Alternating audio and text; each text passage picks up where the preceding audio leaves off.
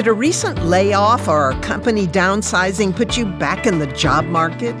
We'll discuss this and more on this episode of Walking Worthy in the Workplace and Life. Hello, I'm Mary Lowman, and with me today is my good friend Vivette Payne. Welcome, Vivette. Thank you, Mary. You know, Vivette is a wonderful consultant and a personal coach. She has tons of experience. So she's the perfect person today to talk about this topic of what do you do when you find yourself looking for a job? Maybe you don't want to, but you have to. Vivette, I know you have helped so many people in these situations. So what would you say is the most important thing in getting started for that job that you need? You know, it's interesting because I think the first thing you need to think about is how do I get started? And I recommend don't just get out there and start looking. Reflect on your talents and your strengths. So don't rush in. You want to be confident, you want to be assured, and you want to be clear about what it is you have to offer. So take a moment, reflect, and then start putting together your resume and doing everything else. You know, I think when we're in a place like this, you're just in panic mode almost, and it's like, I got to find something fast, but that could lead to some very poor decisions. Yeah, and wasted time, actually. Yeah. So would it be a good idea to even put some things in writing, you know, about what I would like, what kind of job, what my gifts are? Absolutely. You know, a couple of things. One is you want to spend some time thinking about your resume. And I find that most people now do a good job summarizing what they've accomplished, what they've done in the workplace. But potential employers pay attention to results. So I encourage people, talk about what it is you've accomplished. What have you done? Whether it's something new or just often routine things people don't think about are accomplishments. I worked with a nurse, and she was just listing her skills. But as we talk more about, well, what have you done? What's special? She had onboarded new nurses. She developed training. So all of that you want to highlight in your resume. I think if you have metrics, many jobs do now. I think of an HR manager who was filling open jobs in 30 to 40 days. That's a big accomplishment. Put that on the resume. Yeah. So any metrics you can show. And now with all of the technology that's available, resumes are really becoming quite creative and interesting. Very, yes. So you need to take advantage of those things as well. Yes, absolutely. Okay. So how do you know when your resume is in good shape? Who do you go to? I actually recommend letting 2 or 3 people, friends, people in your network, just take a look at it and just see if it's clear, if the language is good, you know, there are no spelling mistakes, if it flows, if it reads like just coherent and just flows well. I suppose they can be too long, too, and too wordy. They can. I work with women sometime who will bring 6-page resume, and that's way too long. I recommend 2 pages. Really? Yeah, and that's, you know, cutting down a lot, and that's with your education, your background, any volunteer, any community things, really getting it on there. But recruiters don't really like to go past 2 pages. They tend to shelve those because they want to understand who you are very quickly. Yeah. And say, is this person a fit or not? Yeah. So is it worth my time to invest any more into this person? So then once you've got that more or less ready to go, what would be the next best step for you to take? This is one people often don't think about, but I recommend that people do networking. Networking expands your job possibilities. The big thing that networking does, it puts you in touch with what we call the hidden job market, because there are jobs that are not advertised. They're not on any job websites. They're only posted internally. But in fact, in your networking with people, they know these jobs. They know that they're coming about. So they can put you in touch with the right person, so you meet the right job sponsor. And also, they can refer you for a job. Yeah. You have to think about the people you know who are in positions that would have that kind of information, and just get outside of your comfort zone and go say, can I talk to you? Or Absolutely. Can you help me? Yeah. Though I do recommend that you reach out to family and friends. I do an exercise, and people say, well, I don't know anybody. And I have them go through, and easily they come up with 50 to 60 people to network with, effortlessly. So you want to tap into all those. Yeah. The other thing I would say, and this is particularly for women, when women are looking at jobs, they're looking at the posting sites. If they only have 50 to 60% of the qualifications, women won't apply. Men will. And Interesting. Very interesting. And so my advice is if you've only got 50 to 60%, half, apply for the job. Organizations rarely find 100%. They don't find the ideal candidate. And the 50 or 60% that you have actually may be some of the key things you're looking for. So go ahead and apply. Very good information there. So yes. don't underestimate Right. your ability to apply. I have a friend who's just finally found a new job, but she found it, as you said, through networking, and she discovered that just going through the regular answering, sending out her resume and things like that, when the job was finally filled, it was filled by someone who knew someone who knew someone. Yes, very common. And so she finally found a job through networking with a former coworker. Exactly. So that's really key, isn't Really it? key, yeah. All right, so now a lot of interviewing is done, at least at first, on Zoom. Am I right? There is, yes. Yeah, I think a fair amount is still done on Zoom. So if your first interview is on Zoom, what are some things you would recommend? So first I would say practice what you're going to say. It's not unusual, for example, the interviewers tend to, especially your first interview, they're really looking to screen out. Yes, so I want to narrow the pool. So it's not uncommon to have someone say, take 2 to 3 minutes and tell me all about yourself. And so they're looking to see, how do you present yourself? Is it clear? Is it coherent? So you want to practice that so that you're ready for those kind of quick questions. That would be one. I also think you want to think about how to handle difficult questions. Yeah, like? So I just worked with a woman who had taken 2 years off to care for her mother. So she had a 2-year resume gap. And so we thought, okay, how are we going to fill that? Because this is often immediate disqualifier. But during those 2 years, she had worked on her certifications. She had taken online courses. So that's what we highlighted in the resume. And in fact, people were very impressed that she had done that because it was just building her skills. I would also say do your due diligence. So before I take that interview, I want to have looked up the company on their website, any articles. I want to really know what's going on with them. Again, recruiters are sensitive to the fact. I'll never forget I was interviewing someone, and I said, now tell us what you know about the company. Well, he didn't know anything. So that doesn't show a lot of initiative or no, it doesn't. Professionalism. Yeah, really interest. So you want to know, what's going on with the organization so that you're well prepared. So you also should think of yourself as interviewing the company to some degree to find out if this is a company you want to be a part of. In fact, I would prepare questions for my interviewer. The reason that people don't work out in jobs is usually because of bad fit. And it's often related to the culture of the organization. So you want to really understand. And I would ask an interview, tell me what the culture's like here. Would you just ask that Absolutely. question directly? Yes, yeah. And actually, interviewers are expecting it more. As organizations are more concerned about employee engagement, they're ready for questions about their culture, what types of people are most successful here.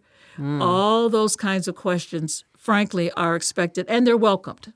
Yeah, and it shows that you're thinking really clearly about a good fit for yourself as well as a good fit for the company. Exactly. Now, on the Zoom, if it's a Zoom, what are some things visually that you would recommend? I would recommend take a look at what you're wearing.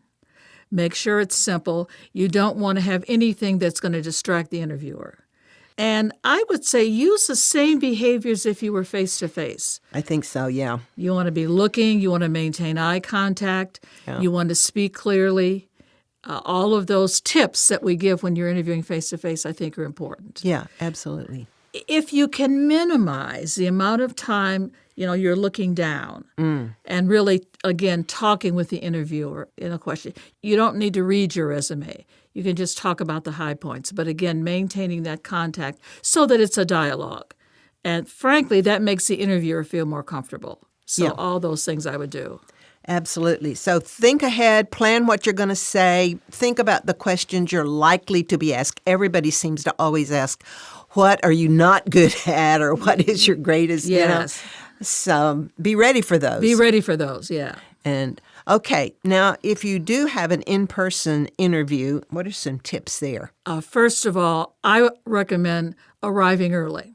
So sometimes people time it to the minute. I would say arrive early. Be ready to go when the interviewer is ready to go. I would say the same things for a Zoom. You want to be personable. You want to maintain eye contact. You want to answer the questions completely, but you want to be succinct. I've interviewed people and they've gone on, and really the interviewer just loses patience and Yeah. they start looking around. So you want to be succinct. Again, that's the value of practicing. Yes. When I go through and talk about what I have done, what are the high points I want to hit? I would do that. So it would be really smart to even write and practice these things, almost memorize some things. Yes, So right. that you come across as really succinct. Because your nerves, when you're in person particularly, your nerves kick in. Yes, And you get a little bit anxious. And exactly. if you aren't prepared, it'll just come across as incompetent or something. Yeah, and the nervousness will show. Yeah. And so you want to be ready just to talk about your background, what you've accomplished. And, you don't want to deliver a monologue, but you do want it to be pretty flawless as you just talk about what you've done. Okay, now what about this? You've been laid off from a company or you've lost a job and now you're interviewing. So they're bound to ask you about that last job you had. Mm-hmm. Don't you want to be very careful not to be negative? Yes, yeah. In this day and age, people understand layoffs and downsizing. Okay. That's not a new concept. And it doesn't mean that you've done something wrong or bad. That's right, yeah. So I would just talk about the fact that departments were consolidated, mine was eliminated, so I'm looking for blah, blah, blah, in the job market. Always be sure there's no hint of disparaging your former employer. Yeah. You don't want to say anything. In fact, some people will go out of the way to say, I was downsized, but my former employer was very generous in their severance. They treated us well. They let us clean out our offices. So I really thank them for that. Yeah, that's so smart. Yes. And to indicate that, it wasn't really fair and several of us, that just No. makes you look like a Debbie Downer. Right, exactly. Okay, so what else would you say? If you've gone through that first or second interview and now they're calling you back and you know there's some interest there, what's so important in that extended interview? Before I get to that, I would say after that first interview, follow up as an expert. So if you've heard about something that's important to the company, thank you notes are nice, but follow up with an article, a blog, information. I know someone who just did that. She was on an interview and she heard the interviewer talk a lot about quality control. So she sent an article. Here's something that I find interesting. It's an interest of mine. So take the next step and follow up as an expert. Oh, that sounds really smart. Yes, yeah. Okay. So now you're on the second or third interview. You've gone through the tell me about yourself. What do you think you need to focus on here? The first thing I would do is ask if I can get some information about who I'll be interviewing with. Who am I going to be talking to? Is it going to be one person? Will it be a team interview? Obviously, will it be in person or Zoom? Anything that I can find out to prepare. I'd love to know who I'll be talking with because their area of expertise I can do a little research on. And just get to know something about them, about what they're doing, et cetera. I recommend try not to go in cold. And usually you can find out who you'll be talking with and whether it's a panel or whatever. Yeah, and know what their position is. Like if Yes. you're going to go into the finance person, Yeah. they're going to look at money issues or the marketing person or whatever to be prepared for what's going to be of interest to them about your job. And coming into that second interview, I often ask the person who's setting it up, can you tell me what the decision-making process is? Because I want to understand, is this the final? Are there 3 other steps? Just to get a sense as to what their process is for selecting candidates. That's really important. When I was in sales, I would always want to ask, who's the decision maker Yes, here? that's right. Because I can talk to the wrong person a long time, right? Right, And it's like, yeah. oh, I got to go over. So find out the decision-making process. You'll do this, and then you'll have to talk to this, and then Yes. this person will finally, so you get an idea. Yeah. Good idea. Now, let's look at it from a Christ follower's viewpoint, because we are talking about people who are Christ followers and who see their jobs as their calling, as where God has put them to be ambassadors. What are some things we need as Christ followers to prepare us for this experience? I don't think that we need anything special in terms of the tips that I've shared. I recommend highly for women who are Christ followers to really spend some time in prayer before you have that interview and asking, help me, Lord, to be alert. Help me to be a good listener. Help me to be a good communicator. Just asking for that. And again, give me discernment so that I'll have a sense at the end of the interview, is this something I should pursue or not? Good thoughts. Again, a friend of mine who's been going through that process, she had all of us close friends praying for her, Yes. and she knew that we were there praying for her. That's really important and so helpful to know you've got some community here Absolutely. who care about you and are holding you in front of the Lord. Sometimes when we're in a conversation, an important conversation like this, we become so eager to say what we have to say that we don't listen. Yes. So one of my faults is to do that. I'm just waiting for my chance to tell you something instead of listening to what you're saying. Yes. So that's a really good thing to remember. Listen to what they're telling you or saying to you or asking you carefully. Let them know you're listening. Yes, that's right. I would say that for those of us who follow Jesus Christ and who are his disciple, any opportunity we have to go into a new place with new people means we have new opportunities to show the love of Jesus. Yes. And to be a light and to bring positive, wonderful help to that organization. So it really should be looked at as, I have to find a job, but this is an opportunity. That's right. And I'm a believer that Jesus has a plan for my life. It's a good plan. That's right. And if this job isn't it, that's okay. He has a better one. He's got a better one. That's right. Well, so we just want to encourage you today, if you're in this position, to remember to just bring it before the Lord. Trust him to guide you in all of these decisions you have to make. Vivette, it's been wonderful to spend some time with you and talk about these issues. A lot of people are in this position right now. Yes, they are. And so we want to help them as much as we can to see how best to be prepared when you're looking for a new job. This is Mary Lowman thanking you for joining us today for Walking Worthy in the Workplace and in Life.